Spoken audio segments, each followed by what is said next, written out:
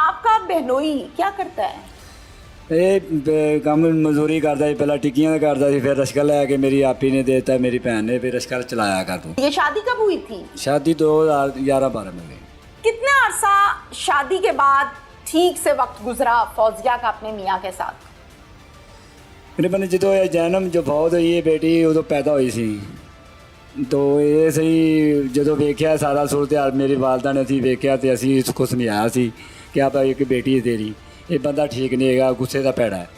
अच्छा इमरान, हाँ, इमरान गुस्से का बड़ा पैड़ा नहीं, बैठ नहीं उठी नहीं, बोले नहीं, ठीक नहीं है। वालदा मेरी कह रही थी अच्छा अपनी बेटी को ठीक कि है। तू इसको छोड़ दे। तो फौजिया क्या कहती थी, नहीं छोड़ना मैंने? नहीं कहती थी, नहीं माँ उन्हें बेटी हो गई है, मैं नहीं छोड़ना, मेरी ज़िंदगी जो है मैं मेरे गंदा चंगा मैं निभा लूँगी, मैं तेरा गुजार लूँ। फिर दिन ब दिन हालात बिगड़ते गए, कर दिए। मारता था? मारता भी सी, लड़ते भी सन, मार भी लेंदा सी, गुटदा भी सी। जब ये मारपीट करता था तो जाहिर है आप और आपकी वालिदा पीछे जाते होंगे, तो क्या कहता था, क्या हाँ बात खत्म होती थी, आइंदा नहीं करूंगा? आज ये तक क्या मैं कहता करूँगा, क्या हाँ जी आज तक मैं करूँगा, मेरे को गलती हो गई, मेरे को मैं आज तक नहीं करूँगी, यही करता सी। जब ये कोई करता सी आना सकेगा एक बारी मैंने माफ़ी दे दो, नहीं मैं कर। अब ये जो मसला बना है, वकुआ हुआ है, 4 कत्ल हो गए, घर के छोटी बात नहीं है, कैसे क्या बना? बना यही कि इन्हों का रोला हूँ जो ये तो बाद आया है 5-6 माह हो गए हैं, जो मेरी भैन ने मतलब उन्होंने मगर सहुरे मगर ला के सुलह करके इन्हू लै आई, बंद करा गई। जब ये 6 माह हुए इसको जेल से बाहर आए हुए, तो इन 6 माह में इसने फौजिया को मारा, कोई झगड़ा हुआ, कोई बातचीत हुई? नहीं मारा मुरा नहीं, झगड़ा होता रहता सी इन्हों का। किस बात पे? इस बात वे काम ते नहीं जाता, रश्का लैके दिता सी ते फिर भी नहीं काम ते जाता, क्या लेटा रहता था घर? रेल ड्राइवर तो कार सुता रहता सा। उन्हें आखना उन्हें आखना तक उन्हें ना बदतमीजी मैं जाऊँ नहीं जाता, मेरा क्या कर लोगे इन्हों जी इस तो खाना किधर से है इन बच्चों ने? बोटी में? वो कहती थी बच्चों को किसने पालना है। हाँ, अगे फिर? 2 साल रह के तेनू फिर मुल्ल ने पाया नहीं, तू 2 साल रह के अंदर आया है, तू मेरे ने बाहर किया, मैं फिर भी तेरे तरफ बच्चों की खातर करके तेनू लिया है, तेनू रश्का लैके ते तू काम नहीं करना, मैं कितों पाला। अच्छा मुझे बताइए कि ये जो जेल गया था, कौन सा पर्चा हुआ था इसके ऊपर? 324 324 इक़दाम कत्ल। किस पर इसने हमला किया था? वो तो भी छुरी थी।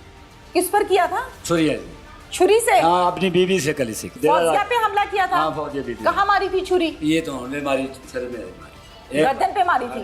2-3 बजे ओहो हो बच गई। बच कितने दिन अस्पताल रही थी फौजिया? वो रही कोई 8-10 दिन रही, 10 दिन रही। कौन से हॉस्पिटल में? जनरल में रही। उन 10 दिनों में और जब इसको छुरी मारी तो क्या ये मौके से भाग गया था उसने? नहीं वो तो मौके ते वो जेरे माल मकान सी जो महल्लेदारा सी उन्होंने उत्थे काबू कर लिया। पकड़ लिया था? जी सानू फिर फोन आया ਜਦੋਂ ਅਸੀਂ ਫਿਰ ਗਏ ਉਹਨਾਂ ਚਿਰ ਇਹਨਾਂ ਨੇ ਪੁਲਿਸ ਵੀ ਲੈ ਗਈ, ਸਾਡੀ ਜਿਹੜੀ ਫੌਜੀਆ ਬੀਬੀ ਉਹਨੂੰ ਹਸਪਤਾਲ ਲੈ ਗਏ ਸੀ, ਅਸੀਂ ਹਸਪਤਾਲ ਮਗਰ ਪਹੁੰਚੇ, ਸਾਨੂੰ ਫੋਨ ਆਇਆ। मुद्दई कौन बना था इस पर्चे का? ਉਦੋਂ ਮਦਈ ਖੁਦਾ ਫਿਰ ਬਣੀ जी फौजिया बीबी खुद बनी। फौजिया खुद बनी थी। अच्छा ठीक हो गया। अब मुझे इस बात का जवाब दीजिए कि 10 दिन जब ये हॉस्पिटल में रही, रिकवर हुई, फिर घर आ गई, देर का ठीक है, और ये जेल चला गया, जी जी पेशी पर कौन जाता था? पेशी भी फौजी चल फौजी जाती थी, मिलती थी जाके, और बैकअप कौन करा था? माँ बाप भाई कौन? इमरान का कौन सा एक रिश्ता? 2 साल इन्होंने किसी ने मेरे पीछे गया, ना बहन ना भराया, कोई मेरे पीछे गया। अच्छा और एक तो 2 साल ते 1.5 साल गुजरिया, उस बाद माँ भी जाती रही, उस तो पहले भी कितने गई होवे, सानू ये ला लो सानू पता लगा माँ जाती रही। जरा भाई इस टाइम थाने 'च बैठा है, उन्हें जिन्हें जबान चुकी थी कि कोई मसला होवे निशान पहुँचावेगा, मैं जिम्मेदार हाँ।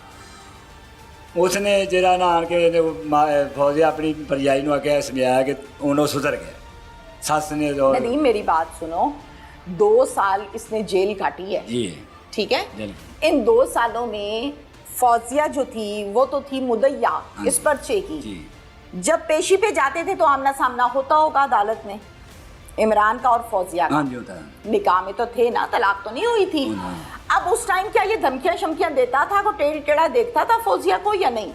नहीं ऐसा नहीं देता, फोन करके देता था। फोन कैसे कर लेता था भाई जेल से? आप जी जैसे करता था? करता था। अच्छा कॉल करके क्या कहता था? ये ना कहता सी मैंने एक बार माफ़ कर दे, कहती नहीं मैंने नहीं करना, फिर कहता तू मैनू माफ़ ना करे तो मैनू सज़ा कितनी होएगी, मैनू ज़्यादा से ज़्यादा 2 साल हो जाएगी, 3 साल हो जाएगी, 4 साल 5 साल हो जाए, 10 साल में आखिरी बाहर आ जाऊँ। ये जेल में बैठ के कॉल कर रहा है, मुल्ज़िम, बड़ी गौरतलब बात है। बिल्कुल यानी कोई डर नहीं, खौफ नहीं, कोई ट्यूनिंग नहीं हुई। आज जेल से बैठ के भी कॉल कर रहा है।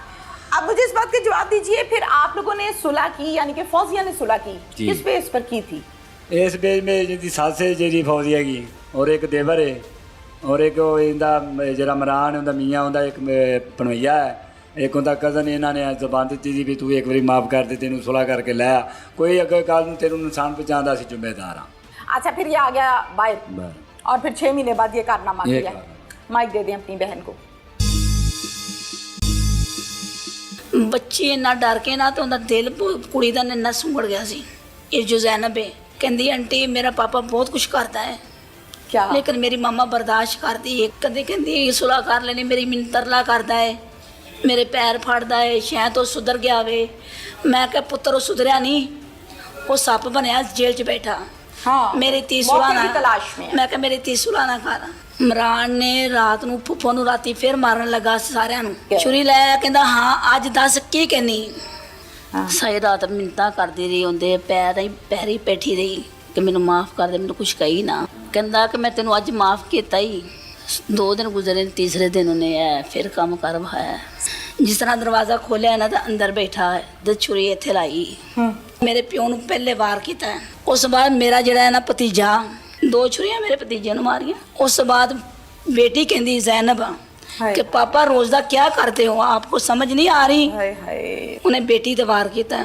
मेरी भैन बुआ कोशिश की है तो उन्होंने मिछो पिछो वार करदा आंदा, छुरियां मारदा, छुरी उन्हें लवाई सी। क्या नाम है आपका? मेरा नाम बुशरा मैडम जी। बुशरा है आपका नाम? जी। बुशरा आप सगी बहन हो? जी।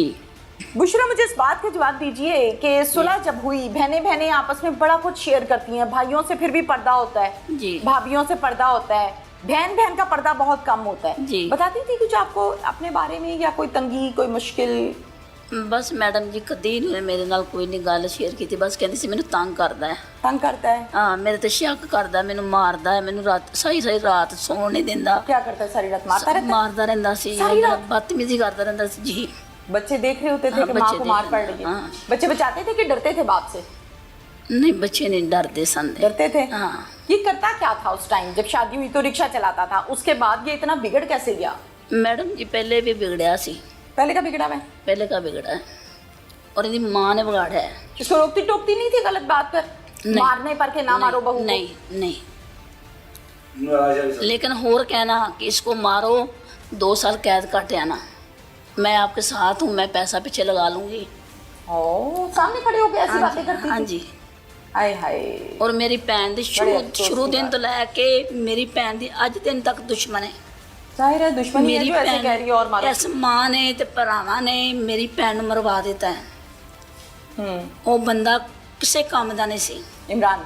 हाँ जी। और मेरी भैन सोहनी एडी उच्ची लंबी जवान है, तुसी किथे कुड़ी देखती? लेकिन मेरी माँ ने ना बस एवें भोली सी, माँ ने धी दे दी, शायद अच्छे होंदे। बच्ची इन्ना डर के ना तो उनका दिल कुड़ी दा इन्ना सुंगड़ गया सी। ये जो जैनब है कहती आंटी मेरा पापा बहुत कुछ करता है, क्या? लेकिन मेरी मामा बर्दाश्त करती है कि चलो मेरा मियाँ है ते जाहिर है पापा। बंदा शर्मा के, हाँ। शर्मिंदगी से छुपा लेता है। कहती मम्मा पापा को ना छड़वाएं। कहती थी? हाँ, कदी कहती सुलह कर लेनी, मेरी मैनू तरला करदा है, मेरे पैर फड़दा है, शायद वो सुधर गया वे। मैं क्या पुत्तर वो सुधरिया नहीं, वो सप बनया जेल च बैठा। हाँ। मेरी ती मौके सुलह की ना, तलाश में। मैं क्या मेरी ती सुलह ना कर। हाँ। लेकिन बच्चे रंडियां भी पाल लेंदे ने, कह के मैं रंडी हाँ।